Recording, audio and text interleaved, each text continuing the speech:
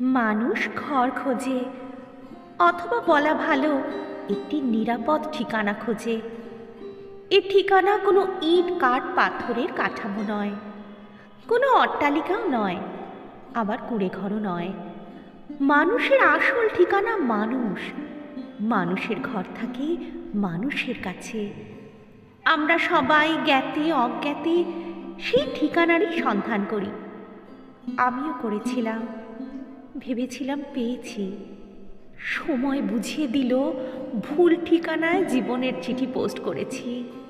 আর ঠিকানা বুঝিয়ে দিল এ ঘর কখনোই আমার নয়। এত ভিড় সেখানে যে স্থান সংকুলান। অতএব আর ঠিক তখনই দেখা হলো তার সঙ্গে। সে যেন আমারই প্রতিচ্ছবি। নিঃশব্দে কখন যে সামনে এসে দাঁড়ালো বুঝতে পারিনি।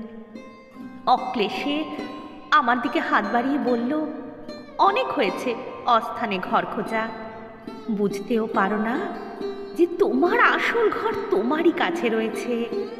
তোমারই মধ্যে নিজের অজান্তে গড়েছ তাকে। সেখানে একটা জগৎ রয়েছে, প্রকৃতি রয়েছে, রয়েছে লীলাময়ের সংসার। মিথ্যে পরিবৃত জগতে কোথায় পাবে তাকে? সে থাকে নিভৃতে অন্তঃসলীলা হয়ে। তাকে দেখো, তোমার অন্তরে তুমি হয়েই সে বসে আছে, তোমারই অপেক্ষাতে। সেই তোমার বন্ধু, সেই তোমার সুহৃদ, সেই তোমার আসল তুমি। একটা অব্যক্ত ভালো লাগার স্রোত এসে দুলিয়ে দিয়ে বলে গেল, জীবন বড় সুন্দর। হ্যাঁ, সত্যিই তাই। নিজের সঙ্গে নিজের পথ চলা, নিজের অন্তরে নিজের ঘর গড়ে তোলায় এক অপার্থিব আনন্দ আছে। যারা অপ্রয়োজনের ভালোবাসায় ঘিরে আছে অথবা বাধা পড়তে চায়, তাদের ওই আলো আলো মুখগুলো দেখি।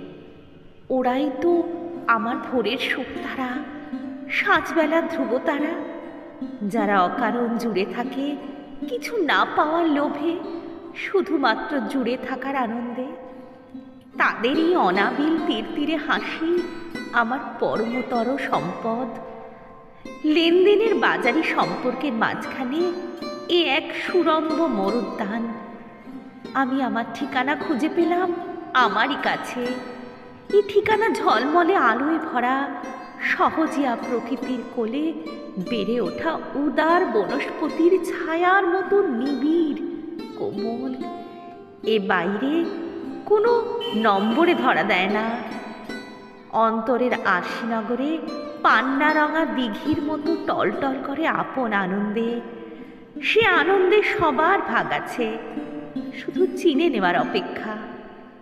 এই আমার ঘর, আমার আসল ঠিকানা, যেখানে অবশেষে জীবনের অর্থ নতুন ব্যাখ্যায় তিনি আবারও শেখালেন।